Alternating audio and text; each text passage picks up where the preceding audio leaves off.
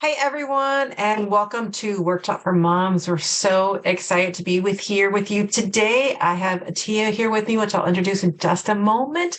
But I just want to say Workshop for Moms is such a great place just for you to get that information and that community that you need to take the next step forward. And again, it's all about doing motherhood together. We want to inspire each other, lift each other up, and give each other tips and ideas. And that's what our Facebook and our community and these workshops are just all about, bringing you guys the love and the information. Ask the questions. We're here for you. Get in the Facebook group and really just ask your questions on the replays. Ask your questions. We're here to answer anything for you, even if you can't make it live. So we're looking forward to that. And on that note, next week will be just a little bit different. I'll remind you at the end as well, but next week we'll be doing it on the 21st, which is There we go. Go ahead. And we have actually, I guess I'll start over then because it will be hard. Can you hit stop and start again? Sorry. Yeah. Hello, everyone, and welcome to Workshop for Moms. This is your community for you to let's do motherhood together.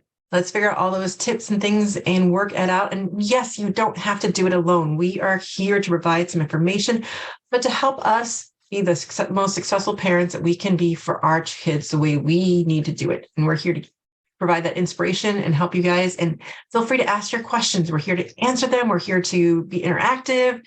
Ask your questions during in the chat. Come on and join us. Or if you're watching the replay, go ahead and ask your questions in the Facebook group. We are here to serve you. On that note, next week will be a little bit different. Normally we go every Thursday. Next week, it's going to be Sunday, May 21st. What we're going to do is a two-parter. The first part, we're going to be doing a panel for those mompreneurs out there who want to get a little bit more information. Maybe want to be part of Workshop for Moms as well. This will be your chance to ask those questions and learn a little bit about those tips and tricks of being a mompreneur. After that, we end the evening with me running through my Connecting Mamas is a women's circle for you, where we get to decompress and figure out and go a little bit deeper with each other and learn what a medicine of the women's circle can do. And we'll go a lot more detail into that. If that sounds intriguing to you or brought your curiosity at all, just come in and join us. You won't regret it. So today I'm going to introduce Attiya to you. I can't wait to do that. I'm going to stop share and bring her up as I introduce her. And we're going to spotlight her with me. Did I do that wrong? No, that's right. Okay. Bear with me for a second as I lost my screen. There we go. Attiya is a specialist coach and trainer in connection strategies that powerfully nurture and influence not only creativity, growth, and resilience in children. You know we need that. She attained her neuro-linquistic master coach and trainer qualifications over 20 years ago and has since been using tools to positively impact lives. We all need that. She does this through training parents and others who have contact with children. So those teachers out there, everyone needs Attiya's help. She's a founder of Super Smart Stories. I love that title. Attiya is passionate about how adults and children can rewrite their narratives to prevent those limiting beliefs. We need to get rid of those. And powers of communication from interfering with family relationships. Attiya originally trained as a nurse, becoming a successful healthcare manager and delivering quality improvement projects in her healthcare career in working with policymakers. Her career in the UK health system has spanned over 37 years. She has a unique talent of combining her expertise in visual strategies and thinking to unlock creativity in others and blending this in her training for parents. She believes each mom or dad has built-in creativity that can support their deeper connections with their children. Attiya has been the contributor to the #1 Amazon bestselling, When Love Speaks. I can't wait to hear what she has to say. Take it away, Attiya.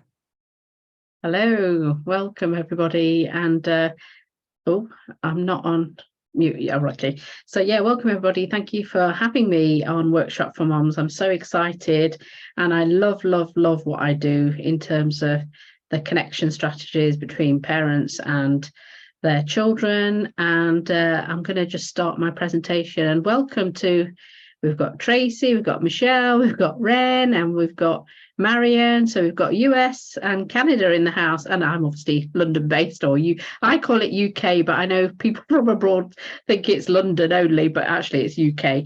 So, well, I'm from Nottingham, a little place called Nottingham, but let's transfer onto our presentation. So that's a little welcome for you. I like to do visual stuff. So that's a little drawing I do, which I like to be playful.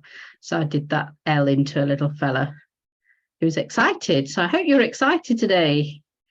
So I want to start off by asking you a question.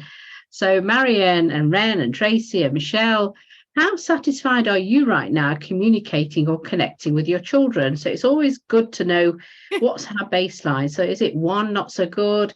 Is it 10, excellent? If it's excellent, we'd love to hear your thoughts. And anybody who's going to watch the replay, we'd love to hear your thoughts about, what's the excellence bit so that we can learn from each other. So in the chat, Michelle's put 8, brilliant. That's fantastic. And so if you want to carry on, put it in the chat, feel free, or just make a note for yourself. So just monitor. It's good to have a little bit of your brain to have a metric around where you think you are.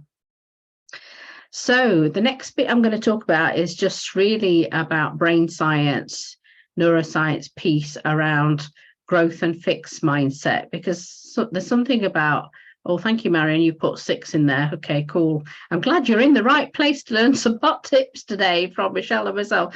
So yeah, so just going back to this slide, a growth mindset and a fixed mindset. There's a book called The Growth Mindset from Carol Dweck, and the brain science principles there talk about, when we're here in a learning space, or when we're interacting with children or anybody, there's something about being in a curious mindset, which is a neutral space in order for whatever happens. And what I'd like you to be today is to be in a curious mindset so that you can pick up the juiciness that we're going to be sharing today. The second piece is keeping your mind open. So we can go on lots and lots of training, obviously Workshop for Mums is brilliant, and we all have presentations from different speakers. And sometimes you have some speakers sharing similar things. And what we want to do is to keep our mind open, because when the same information is shared slightly differently, it can land differently to different people. And I know from my own experience, sometimes mind shuts off, thinking, oh, I've heard this before, and I shut off. But actually, so what I'd like you to do is keep your mind open. The third bit is about expansion and constricted.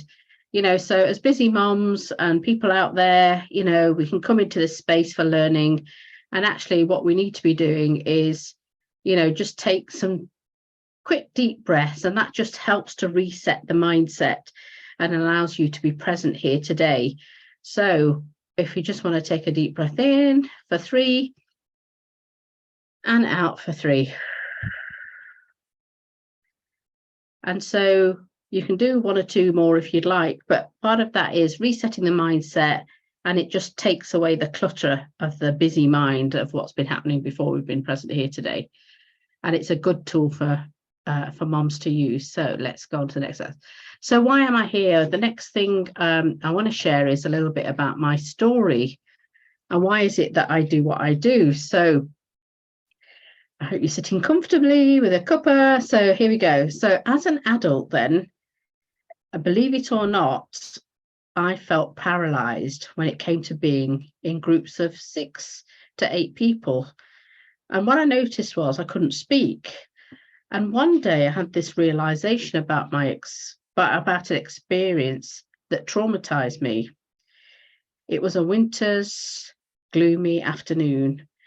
I was 7 years old and sat on the cold floor of the large assembly room with all the kids in Victoria Junior School. The teachers were sat around us on the outskirts of where we were all sitting in rows. We were watching the TV program, and it was called the Sooty and Sweep. So in I don't know whether you have it in the US or Canada, but it's about 2 puppet characters that go on a journey in the bicker.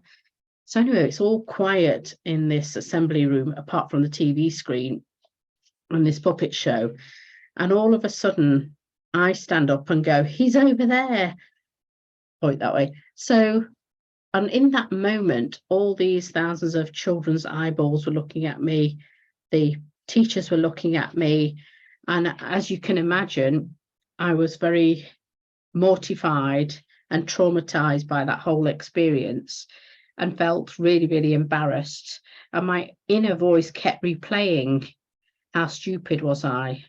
Why did I do that? Everyone's looking at me, over and over again. So the impact of that experience played out in adulthood and limited me speaking. I pulled back from family and no one knew what was going on for me. I realized in order to heal my present, I needed to heal my past. I realized that many children go through experiences and don't tell their parents because they feel stupid or embarrassed of what's gone on. And so I wish my parents had the skills to recognize what was going on, to help me process it, and my family could connect with me to have the skillfulness to help me feel safe, to be open, to open up so I could heal and overcome the experience at that age 7, so it didn't play out in adulthood. And my question always has been to myself, how might life be different for me now? What did I miss out when I was at that stage when I didn't speak?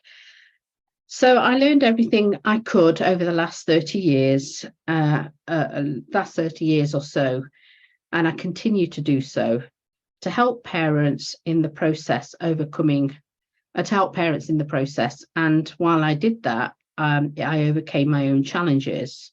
So I now have become an esteemed expert in helping parents to facilitate connection in their child and children. That is a win, win, win, and win. And there's 4 wins that I'll talk about towards the end. So remind me if I don't say it. But yeah, so that's a little bit about the story of what I wanted to share around why I do what I do. And I think for many of us, as when we share all this stuff for moms, is something's happened to us and it drives us to be passionate about supporting others to overcome their challenges, but also to connect better with their children, in my case, to help parents to connect better with their children, help them to reframe their stories. So here's a quote that my quote based on what happened to me. So certain childhood experiences become etched deeply into the grooves of the mind, the neurology, the biochemistry of the body, and it can play out negatively in adults. So in my case, as you know, I couldn't speak, and I didn't know why I couldn't speak. And that whole experience unconsciously was trapped in my body, in my physiology, in my neurology. So now it's let's playfully reframe these experiences when they occur so that your child can live into their highest potential and authentic essence. And if we want to be really powerful in this, the first thing we need to do is, understand this is the next one, understands ourselves as moms, and then, understand our child from the perspective is that we have, on this slide, you'll see 5 senses. So I'm just going, you see the 5 senses is that we see, hear, we feel, which is kinesthetic, we taste things, and we smell things, which is olfactory. But in day-to-day world, in terms of our communication, when we use words, we either use visual, auditory, and kinesthetic, and we can use all 3 of those. But what I've recognized is that we tend to have a preference. And when you want to have these deep connections and get through to your child, you want to be using their style of communication. And so let me just go on to my next slide here. I think that comes there. Yeah, so the question, so I talk about the word style, I talk about a language pattern. So in order to rock your language pattern with your child, you're probably thinking, well, how do I do that? So this goes back to those, well, one, it comes back to what I call playful parenting. So as parents, you can get very frustrated or tense. You've got lots and lots of things on your mind. So there's something about being playful in what you want to do. And the brain science principles that I talked about earlier about being curious mindset and just doing some breath work before you talk to your child is really, really important. And then the next piece is understanding where you're at in terms of, well, understanding visual words. What are visual words? So here's our here are those three categories that we tend to use in day-to-day communication. Visual words are things like see, look, view, colors, watch. So it's things that we use, the words related to the eyes. The auditory words are things like hear, sound, listen, noisy, tone. And kinesthetic or feeling words are you say, I feel, hurt, happy, throw, soft. So it's also the kinesthetic words are around action orientated words that we use.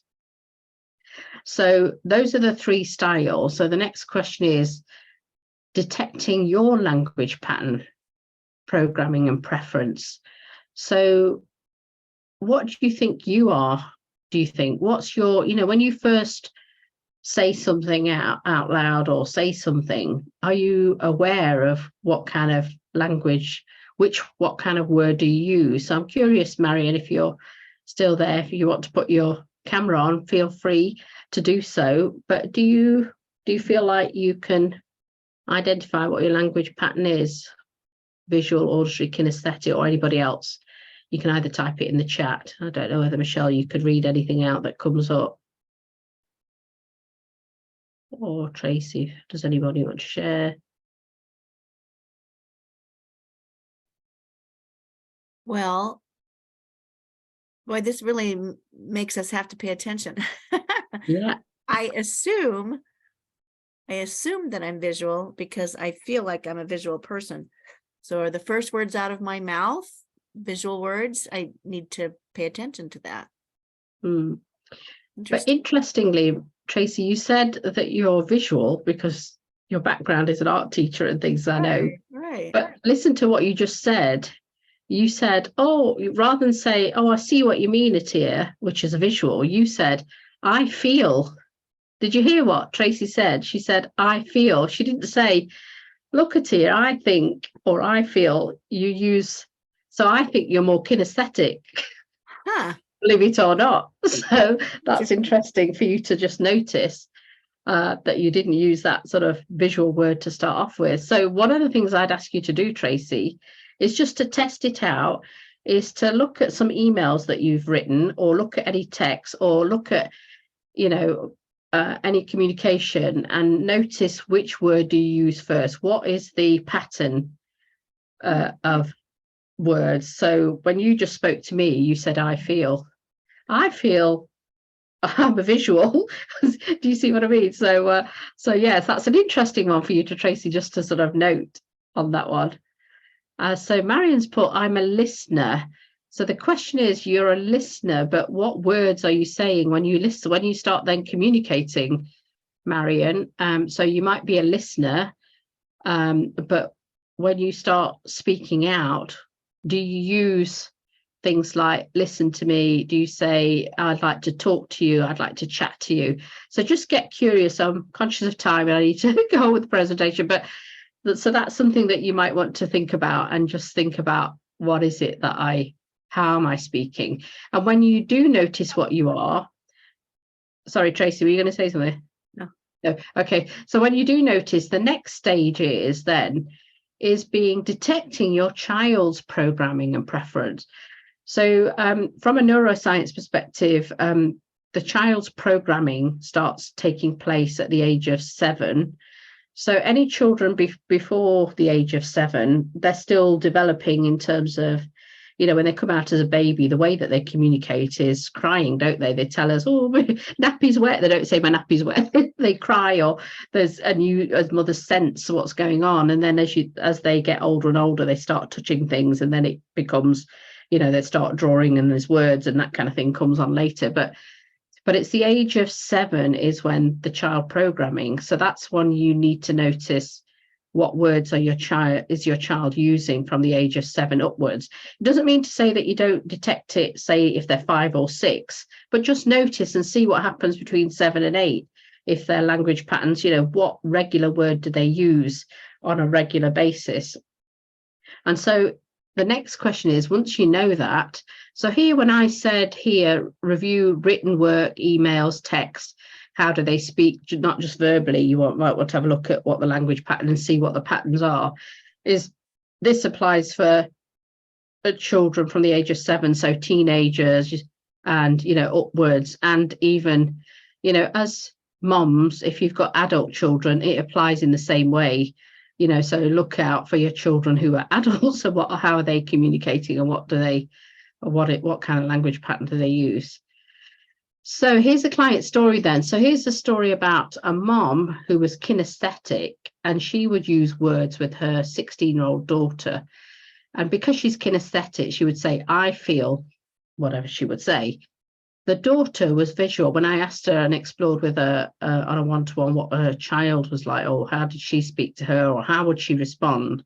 And when she said some of the texts or some of the things that she read out to me, it was clear that she was visual, but also with an auditory side to her as well. So I asked her mum to use visual words first when communicating with her daughter. So one day she invited her 6-year-old, oh, you know, let's go out for coffee. And so she took her out for coffee. And while she was sitting there in this neutral space, she just said to her daughter, you look lovely today. The colour suits you. So the green words look and colour are visual. So she started with the daughter's language pattern. And then she put, what did she put here? You look lovely today. The colour suits you. In fact, I love the skirt on you. And the love bit is kinesthetic. So she used, the mum style was used later on in the conversation. She started with, rather than saying, I love you and I feel blah, blah, blah, blah, she started off using the visual language. And what's interesting is the daughter said to her mum, I think it was about a week later, saying, oh, mum, can we go out for coffee? So think about a 16-year-old girl who doesn't really want to engage with her mum, and she was more closely aligned with the father, which was interesting. Let me just put that on. What is interesting is because her father was the same style. Actually, he was more auditory rather than visual like the daughter, but she was secondary auditory. So she got on with the father, her daughter, the 16-year-old daughter, more than she did with her mum. And so, and she'd never gone out with coffee with her mum. And she actually invited her herself and said, Mum, will you take me out for coffee? Can we go out for coffee? So she found that really interesting, and interesting from the connection perspective, because she didn't think the teenage daughter would do that. So that's the other reason why I ask you to be curious. When you have a curious mindset and you use this, your brain will orientate you to noticing these differences. So now, so imagine if you successfully applied the tools and you consciously were communicating, connecting with your children in their way of beingness, as I call it. What score would you give yourself now? So Marion, you gave your score of 6. And Michelle put 8. So imagine if you didn't know about this, what I'm sharing with you, where do you think your score might be? And as I'm conscious of time, I'm going to move on, but allow you.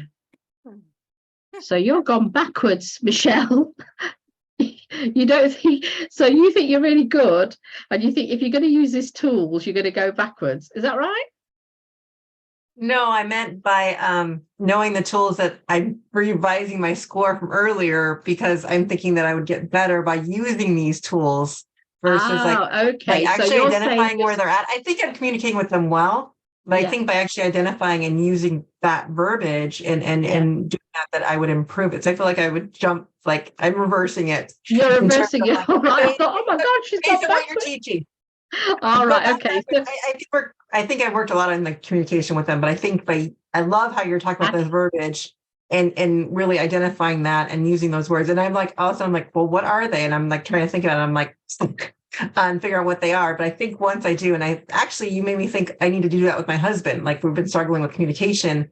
And I think identifying that and using different words and figuring out how we're going to communicate together would be very helpful. Yeah, absolutely. That's the win-win-win that I talk about. So let me just go back. So interesting. So I'm glad you're getting benefit and you haven't gone backwards in your score then. So yeah. So the other hot tips around language I want to presence today is about, there's something about using visual, auditory, kinesthetic language, being aware of your own style and others. There's something also about using positive language when we're communicating with our siblings, our children, and also orientating your language pattern to a solution focus rather than being negatively orientated or not solution focused, whatever that is. And then there's something about using negative language, not using negative language, but neutral language. And there's something called clean language use. There's a book about that where they talk about not using negatively orientated, but using neutral. So an example there would be something like, so say you're a mom, you've got a couple of kids, you're in the other room, you notice some shouting going on, you go into the room and you see one kid, shove the other kid over. So if you're a busy mom, you might go in there and start telling the kid that shoved the other one, telling them off because you saw that instance. And so the thing about the neutral language is, rather than telling the kid that you saw something went wrong because you didn't see the whole scenario, you might want to say, hey kids, what's going on? So there's something, you're using a neutral language for that experience rather than telling the kid off that you saw hit the other kid or shove the other kid, if that makes sense. That's an example of what I mean by neutral language. So let's go back to here. And then I love this Rumi quote, which is about raise your words, not your voice. It's the rain that grows flowers, not thunder. Marion, what you've put something in the chat. Michelle, would you mind reading it, please? Because I'm on my presentation mode. I can't see it. I love talking with all 5 children. It's always a hit. And with all of them out on their own, the ages from 17 to 27, with my daughter being 18. Wow, that's really, really powerful. And so the thing with yourself, Marion, is what I'd invite you to do is just notice with all 5 children, are they the same? Highly unlikely. So you said you're a good listener. So I'd invite you to just notice what words you're using and notice with the other children what words. So this isn't about saying that you've got a bad relationship with your children. This is about saying how you can refine it even better so that you get an even deeper connection. And one of the things moms always talk about, or one of the main issues that moms talk about, I'll go to here, is they say things like, oh, I have to tell them several times to do X, whether it's put their computer down, their laptop or iPad down, or whether you tell them to tidy their room or homework.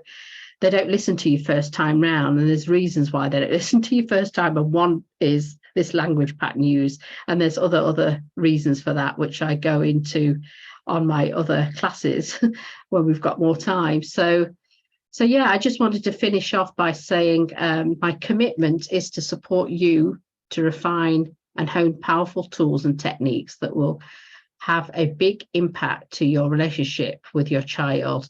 So if this is something you want to refine and listen to, or want to understand a bit more, I'm happy to do a call with you. And if you want to learn a bit more, then I'm doing a masterclass this Saturday if you want to dive in deeper.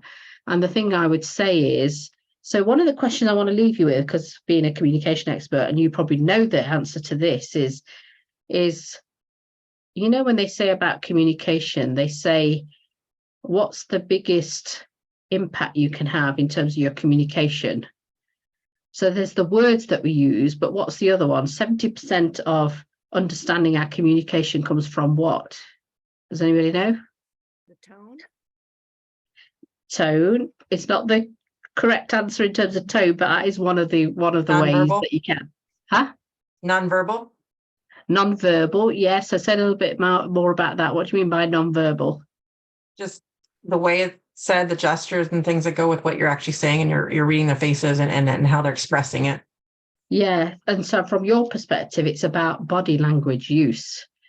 So one of the deeper strategies I don't talk about here is, so Marion's put body language. Yahoo! Well done, Marion. Yes.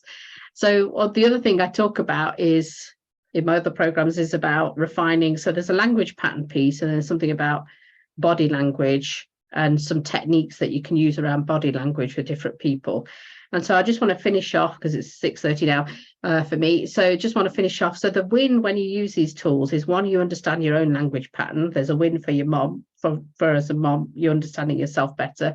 The win around your relationship with your child when you understand their language pattern piece and more connection with them and enhancing your communication.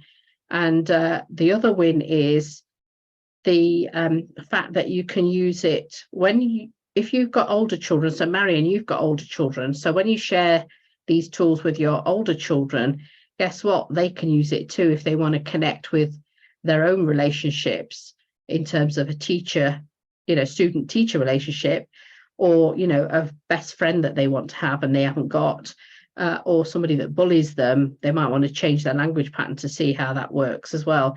And the fourth win is about actually the same principles apply to anybody. Like Michelle was saying, I'm going to notice what happens with my husband. You can use it in the context of, people that you're doing training with, people that you work one-on-one with, whether it's a best friend or somebody where you've fallen out as a best friend and you want to connect with. So there's lots of opportunity to use this in lots and lots of varied and different ways. So yeah, I'll going to say thank you very much for listening, and I think we're going to have some questions at the end, but I want to ensure that we've got opportunity for Michelle, who's our next speaker, to speak and share her juiciness from her presentation.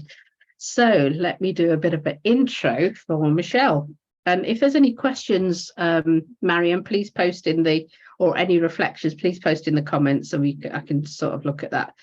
So here we go then. So Michelle holds an MA, Master's of Art in Education. That's right, isn't it? Master of Art in Education, spending 8 years dedicated to the classroom before having her own family and 3 active kids.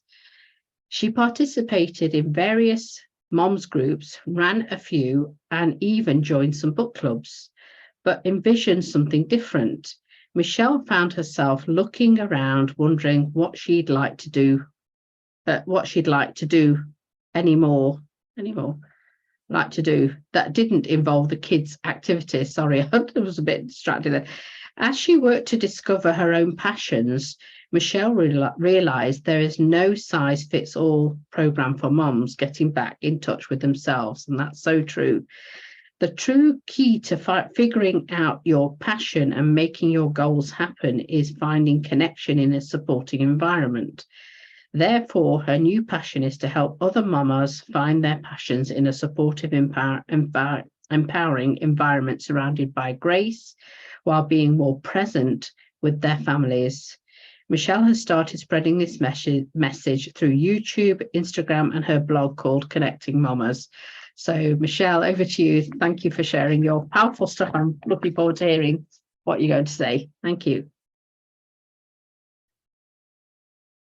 Can't hear you. Yep. I just realized I forgot to unmute myself.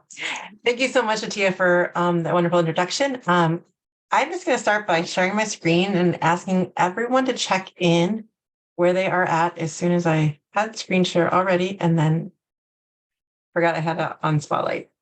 So take a look at this list right here. And oops, I'm sorry. I'm going to take this back for a second. As you're thinking about the list, I have to switch screens because I need it in front of me. I'm sorry. It's not. I remembered what I did wrong. I apologize.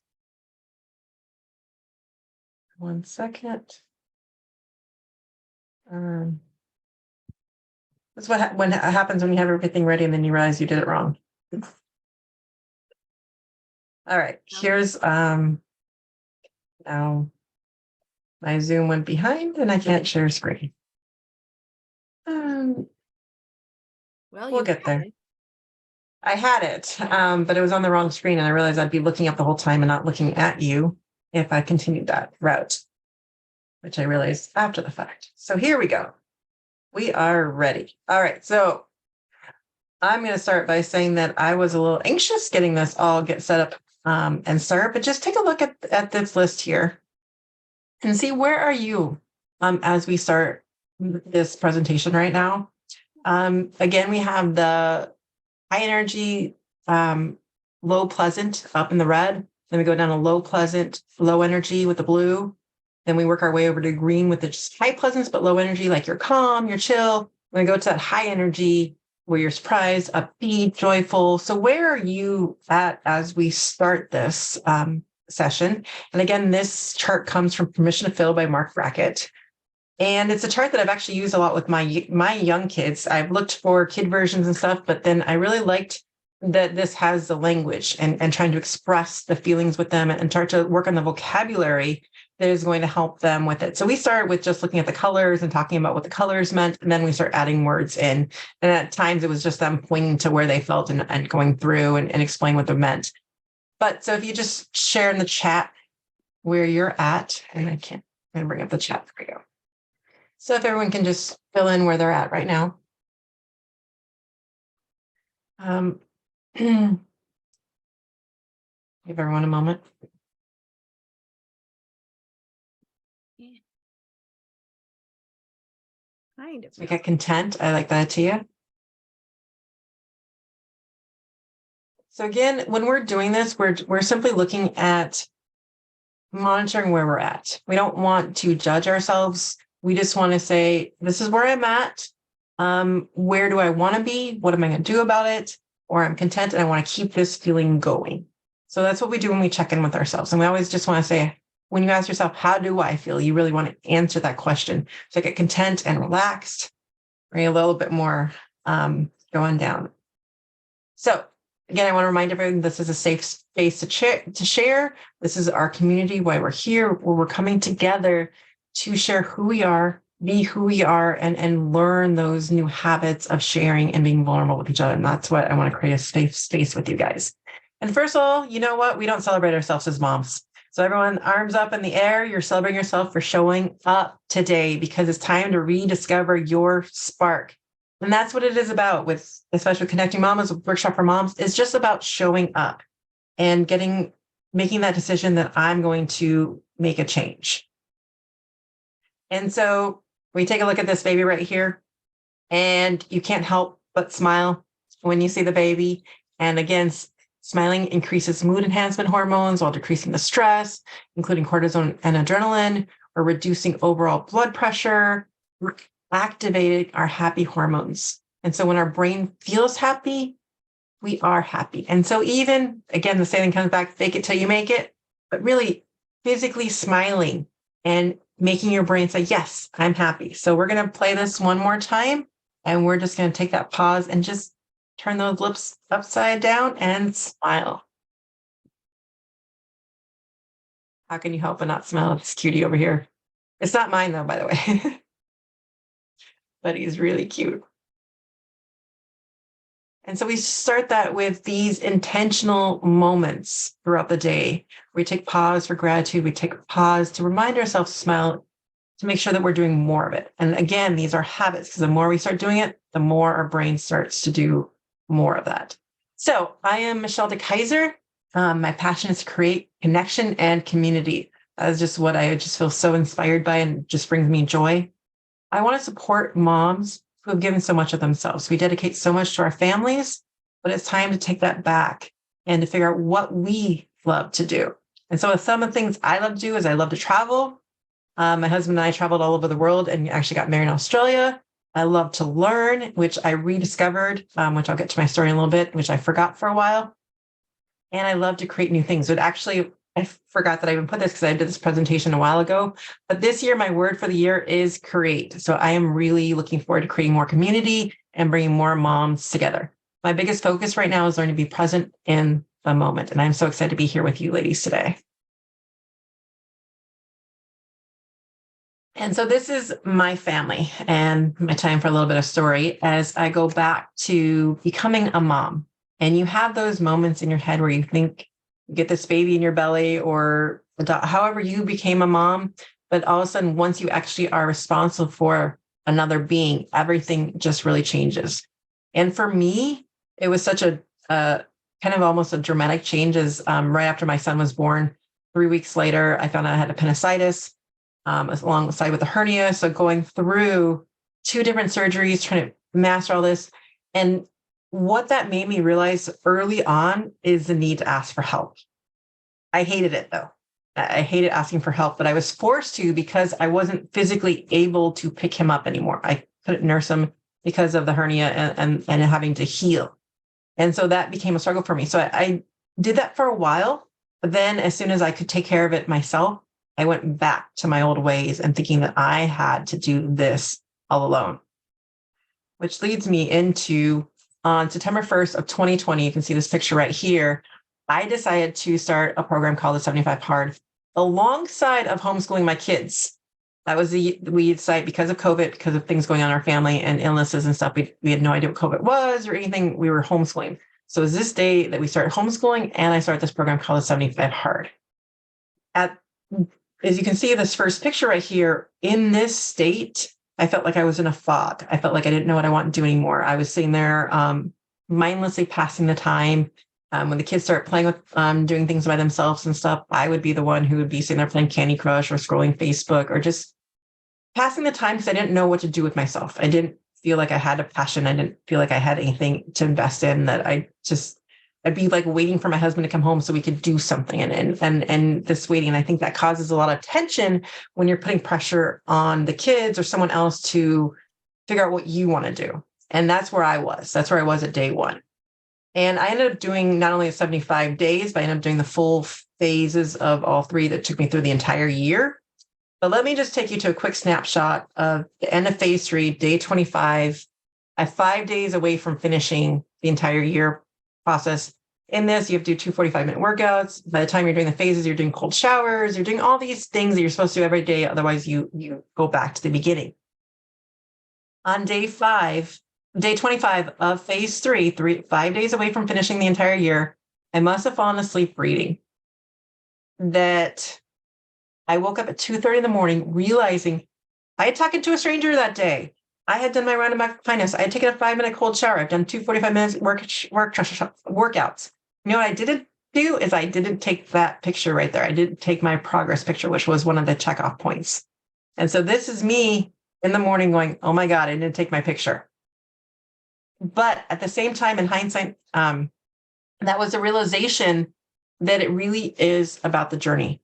I was so set on getting to that finish line that I was not paying attention to the fact that I'd lost 50 pounds. I was not paying attention to the fact that I found a love of learning again, that I'd found all these things. I was really like, this is about the journey. I mean, wasn't giving myself credit along the line for the things that I was doing. And I can see the progress when I look at the pictures. And I think that's why they make you take the pictures, because I probably wouldn't take the pictures if I wasn't forced to. And so you can see this in the process of doing this. But what I realized along the way is part of that was accountability. In phase 1, I had a really close accountability partner that we texted every day, making sure that we were on track of things, that we were doing these things together. We were making sure we were keeping accountable. And that's what I realized when you're doing these things, where you're trying to better and try to grow and do these things, is you want that support. And you kind of almost need that support to keep you going. You become accountable. And that's what led me to Connecting Mamas. And so we'll get a little bit more into that as we go through this. I want you to go back and look at these images right now and throw in the chat. What do these feelings invoke in you? These pictures. What do you see when you look at these pictures? Because I want to say that this is how I felt in that day one and a couple years before that, where I felt like I was just in this fog. I was feeling like this overwhelmed. But what did these feel like for you? And have you felt that way? So tired and weary and overwhelmed. And have you felt that way? And that's where when we're in these feelings all the time, that we're losing the enjoyment, we're losing the fun that we can have with our kids. Because regardless, and I'm sure you know this also, Marian, with those of you with older kids, is they're not going to be around forever. But right now we feel like we're in the thick of it and we lose ourselves in doing all these things. But how do we kind of almost do that? I don't like the word balance. I've learned a new word from when we think about balance between either work or family life or yourself. You think when you look at balance, you're always having 2 pressures that you have to equal out, right? So rather, it's more of a rhythm, a dance, where you're moving through the movements, and it's not necessarily like there has to be this equal balance to it. It's a flow, because sometimes we're going to be more, if we are a stay-at-home mom, it's going to be more about the family and stuff. But then times, where it just shifts, and it's giving ourselves that grace and that pressure in between those things.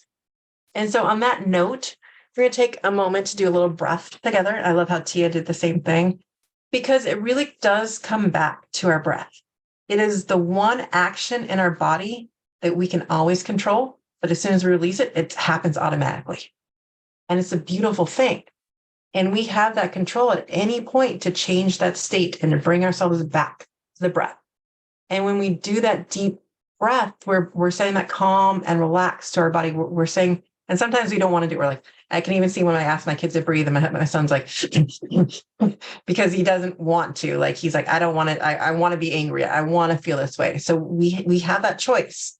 And so right now, and sometimes we want to remember that when we're letting that air in, we want to sit up nice and straight and put the back so that we're getting as much air as we can into the belly, and that our belly is expanding as we breathe in. Because for a long time, I was doing the opposite of it. I was breathing, my belly was going the other way, and paying attention to that, because then your breath isn't going as much into your diaphragm. And as from all the sitting that we do as kids and adults and stuff, our bodies start automatically doing it the opposite way. But when you look at a baby, obviously they're doing it the way, this way, with the belly expanding out as you breathe in. But as we do all that sitting, so we consciously sometimes as an adult have to check to see, are we letting in as much air as we can? So we're going to put our hands on our bellies to make sure that as we do this, that our belly's expanding, just to make sure, because I still sometimes I'm like, which way is it? Which way is it? And so this is a good reminder to make sure we're letting that air into us. So we're going to do 3 deep breaths together. So go ahead and bring it in. Hold it at the top. I forgot that part. And now let it out slowly. 2 more like that. Breathe in. Hold it. And then let it out slowly. Last one. In. Hold it. And out slowly. And you can feel that air coming in. We want to make sure that we're bringing, when we are deciding to take those breaths, we're bringing in as much air as we can, because that brings the calm in. And what we just did was actually box breathing, which I threw it on you. So we're breathing in for at least a count of 4, holding for 4, and then we want to let out for more than 4. So 6, 7 count to really bring that calm to us. And we can do that at any moment of the day. And sometimes when your kids are getting to you and you're feeling yourself get angry and stuff, it's good to even do it in front of them if you have that patience, or walk away for a few minutes, recollect yourself with the breath and come back. There's 2 ways to do it, because if they see you doing that to calm yourself, that gives them the model. That's what that they need to do to help calm their system. So one of the things that I did when I did a mom's survey, talking about friendship, and I surveyed a whole bunch of different moms, and some of the key things that came up as we go into the idea of friendship is this one really spoke to my heart. I'm probably the most disconnected to moms and other humans that I've ever been before. And that really struck me, because I know COVID caused a lot of things, but I think it goes further back than that. Somewhere in our first world countries where we decide that we have to do motherhood alone. So I know a lot of other countries still do lots of villages and really that community, but somewhere where we think that we have to get ahead, part of that is doing this alone. And we're always comparing. We're always making those comparisons to what other moms are doing and thinking.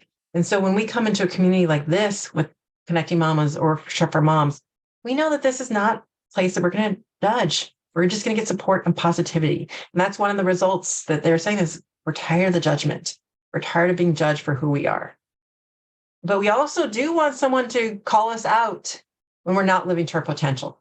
And that's what we're here for, is we're here to say, if you feel stuck or you feel like you're in that negativity, it's time to grow. It's time to find some, which is why we're here giving these ideas to shift that just a little bit more. Like, we're just shifting our perspective a little bit more to make little changes. They don't have to be big, but each time we make a little bit shift, we're growing a little bit more. We're making more connection with our kids. We're making more connection with other people. And that's what it's about. It's about finding those ways to be our authentic selves more and more. And so we want to acknowledge struggles. We want to acknowledge them, but we don't want to live in that negativity. And we want ongoing support, encouragement, and active listening through the lens of compassion, so that we're there with each other. We're not trying to fix each other and say, well, I know that this worked for me and you should really try this. We're here to let the person talk through their ideas and you be that listener, especially with your kids, in terms of always trying to fix it, that you listen for what they're telling you and even ask permission. Do you want a suggestion or do you want to just share this? Like, and the same thing happens with spouses as well. Like sometimes my husband and I have a joke there, and there's a video called, I should put this video in here, where they're talking about a nail on your head. And it's like, they just want to, he keeps saying it's about the nail in her head. And she's like, I just want to talk it through. And so really when we talk these things through and not trying to give that advice to each other and we sit there and listen to each other, women tend to put themselves on the low priority list. Anyone here do that? We're always putting everyone else first. So here's you choosing to come here is your time to connect with other people. And so I love this by Brene Brown. I can be myself when I know that I'm with people who recognize the inextricably unable spiritual connection that is shared humanity, because belonging is not in jeopardy. I love this idea about belonging, and belonging when you feel like you are being connected to people because you're being who you are. I know when I was, as Attiya gave me the introduction, being in a lot of those mom groups, I felt like there was this negative atmosphere. And if you didn't bring a complaint to the table, then it was all about just complaining and being there in the complaints. And if you didn't bring that complaint to the table, then you didn't belong. And so it's really looking for when you want to, when you find those people, when you're on the same energy, same wavelength, that you can have these conversations and these grow conversations with. So that leads us to how do we connect? And so I have my framework of check-in, which is curiosity, honesty, expectations, connection, keep listening, and intentional now. And we'll go through the first one. So Attiya and I are on the same page line with curiosity, because that is where it really starts. Why does it start here? According to Robert Stroke, director of Jeremiah English Speaking School, 3-year-olds on an average ask 100 questions a day. And I'm sure you've been witness to that. Mom, what's this? Mom. And you're like, oh my God, if you ask another question, I don't know what I'm going to do. However, by the age of 11, they're pretty much stopped. So by the age of 25, 2% are thinking outside the box. So where along the line does curiosity die? And why is it dying? And there's so many different reasons. I mean, school, answer base, everything that there's all kinds of questions, but how do we keep it going? That's what we're looking at. We don't need to look at why or anything. Let's just, today's our day to move forward and let's get back to curiosity. So as a mom, we're looking at asking ourselves the question, what is one thing I enjoy today? Because we're trying to get back to curiosity of figuring out what do we actually like to do. And you might not have even thought about that question for such a long time because you've been so focused on, well, my child likes to do this, I'm going to do this with them, and just never even considered, what do I like to do? So we're going to turn on that curiosity just to start that question in our head. And if you don't have an answer, because I've been working with some of the moms I've talked to, like, I have no idea. I don't know what I want to do. I don't know what kind of job I want. I have no clue. That is okay. We're going to activate that curiosity today by asking the question. And you know the best place to look for some inspiration?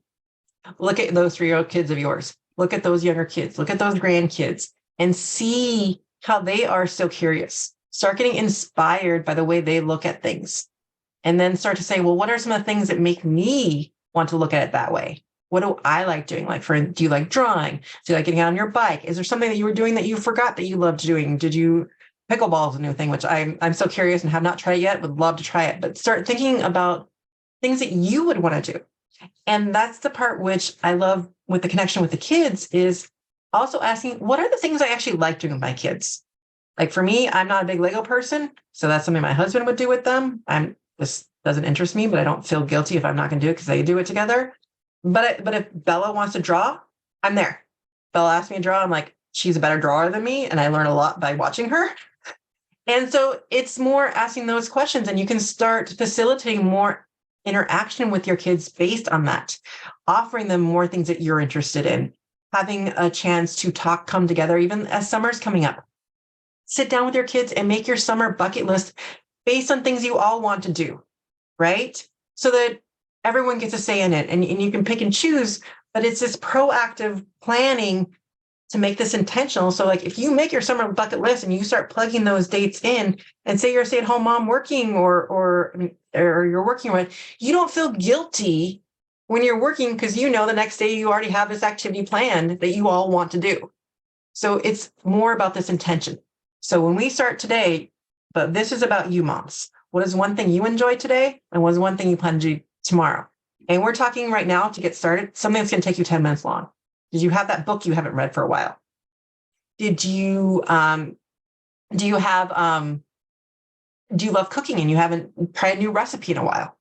Like could you just spend 10 minutes looking for a new recipe you might want to try or cook with your kids or whatever, but start activating that, because what happens if we feel stuck? Oh, we're going to get to, so it's just one 10-minute activity that you find for your own enjoyment. Okay.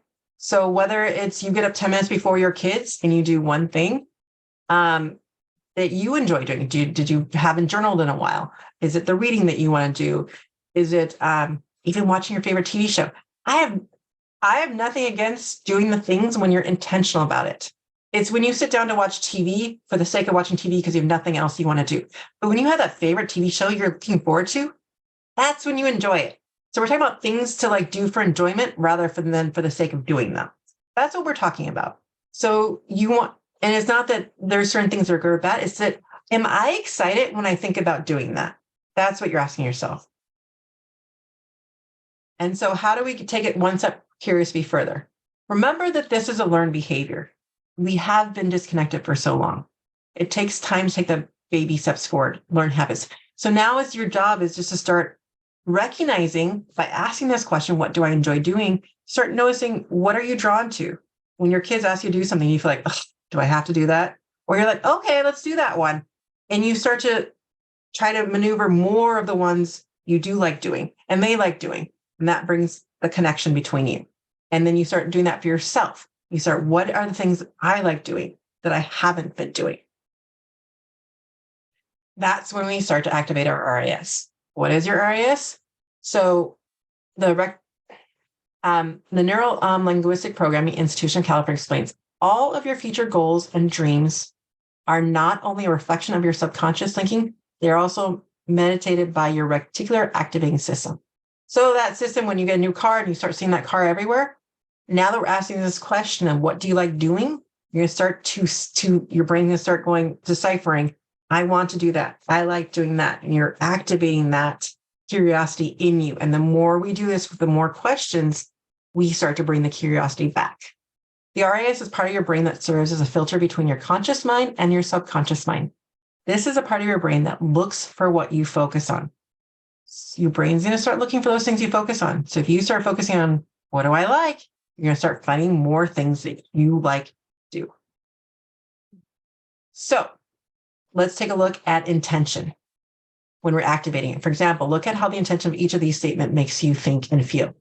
I hope curiosity will help me figure that out and enjoy doing it. In the chat, which one, you guys can put which one you think is the strongest. I want curiosity to help me figure out what I enjoy doing. I intend to use curiosity to figure out what I enjoy doing. Again, word choice matters. What we are telling ourselves and how we're presenting it to ourselves and structuring it matters. And that's what we're doing. And we want to come back to intention. What is our intention behind doing things? And a lot of times we never set that intention. We just let things happen.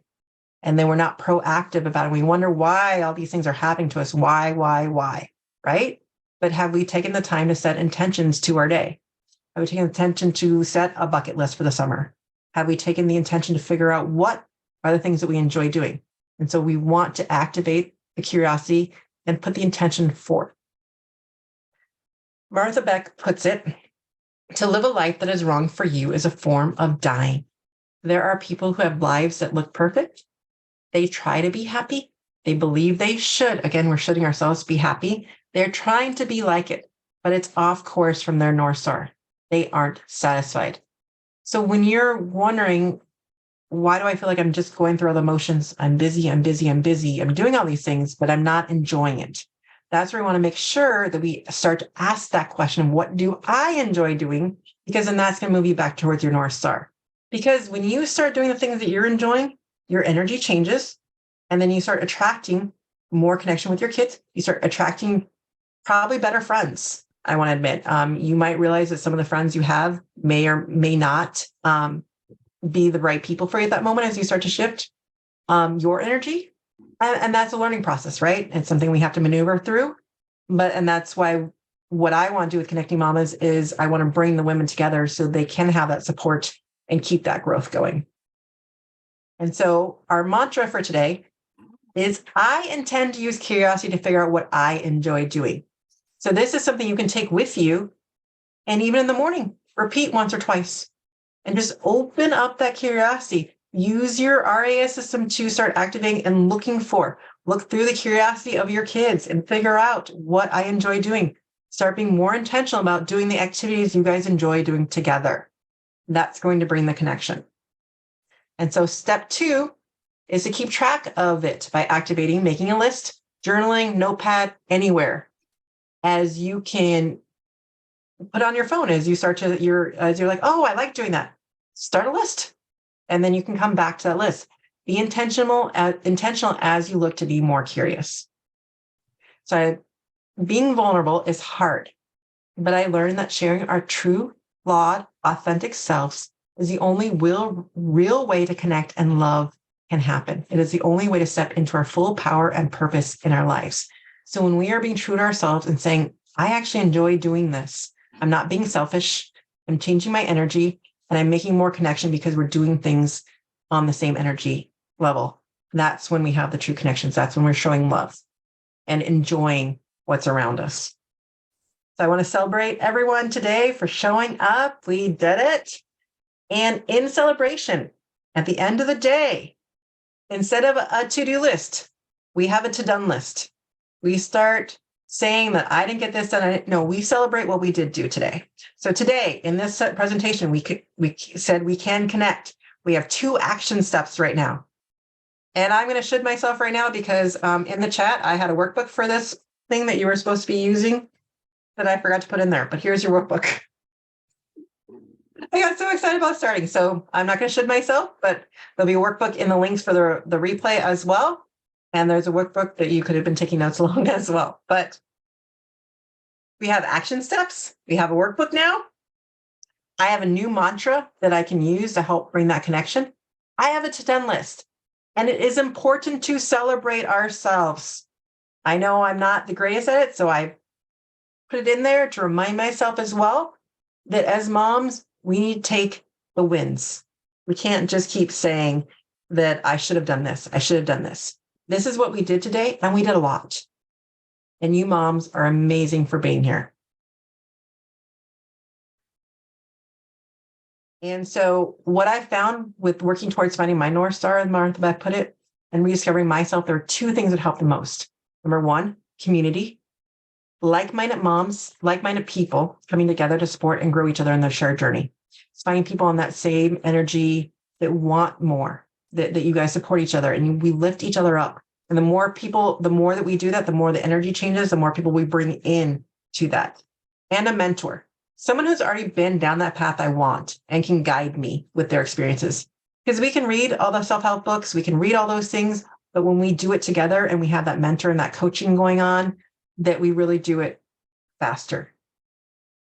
And so let's create a safe space at Connecting Mamas. Our mission is igniting mamas' passion by growing from grace and connection. When mamas gather with the intention of offering grace, magic happens. Grace allows us to get through the tough times together by lifting each other up, giving grace for making mistakes as we learn to do better, and giving grace for working to embrace our differences and learning from each other. Giving grace for mothering the best we can. At Connecting Mamas, we embrace grace to connect and support each other as we have identified and lived for our passions.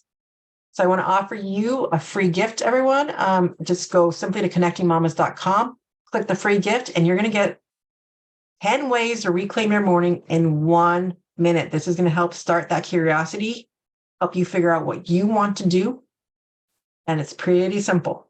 So just go to connectingmamas.com, click the free gift, put your email address in, and it will give you that results right there. And if you want to learn more about Connecting Mamas, I also have on the same thing, go to connectingmamas.com. You can click the check-in call. if that's your choice as well. So different ways to connect, but I always like to end. We check in at the beginning. Let's check in the end. Has there been any shifts in how you feel right now? Anything change? We did some smiling. We did some breathing. We've learned some new techniques.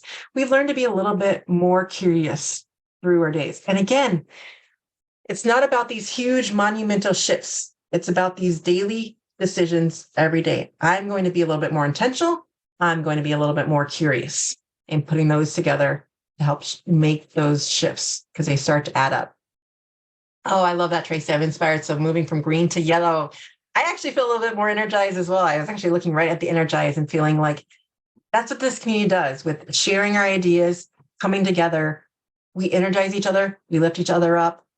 We provide that support that we can do motherhood because we're going to do it together and we're going to enjoy it. So I want to thank all of you for coming today.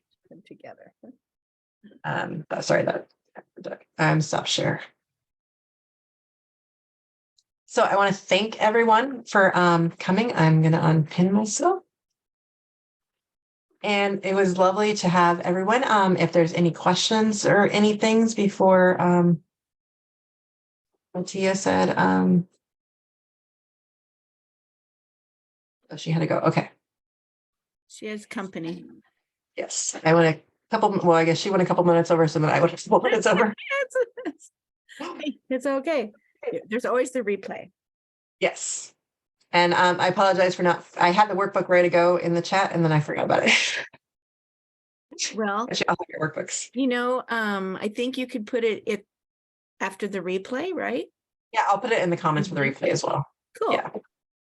So, well, thank you so much for joining us, Marion. If you have any questions, you can unmute or put them in the chat or anything we can do to help you. We just love answer questions or providing any inspiration or anything that you might need. That's what we're here about. Well, I think could you say again what RAS is? I wrote that it's a reticular activating system. So it's the filter between your conscious and your unconscious mind. Right. And so it's that I just love it. The first example always comes up is when you get that new car, you start seeing that new car everywhere, even though they were probably already there, but it's your brain filtering out that that's something that's important to you now. And so the same thing is when you start asking yourself questions like, what do I like doing? And you set that intention. Now your brain's going to start looking for that. And I think as Mel Robbins, it says that she start looking for a heart everyday nature. And so now automatically her brain just finds a heart of some sort in nature every single day for her. So you can activate your system and start that process however you choose. And so we have that power. It's just we have to use that intention to do it. And a lot of times it's just we don't set that intention, like simply sitting down with your family ahead of summer and saying, what are the things we want to do and making those plans and filling that in. Then those of you who are the entrepreneur moms have the time in there to still work without feeling that. Thanks so much, Marion. We appreciate you joining us today. And so that's what it all comes down to is really that curiosity and intention of how we use it. Interesting. All right. Well, thank you. Oops, I've got somebody coming in here. All right. Well, now I have to think about that. We had a lot of information today. We did. In our hour packed. I know. And thinking about what Attiya was bringing to it too. Fascinating. So thank you. I guess she left, so we can't do thank you everyone for joining us for Workshop for Moms. And the workbook link will be in the chat in the comments down below. Okay, awesome. And then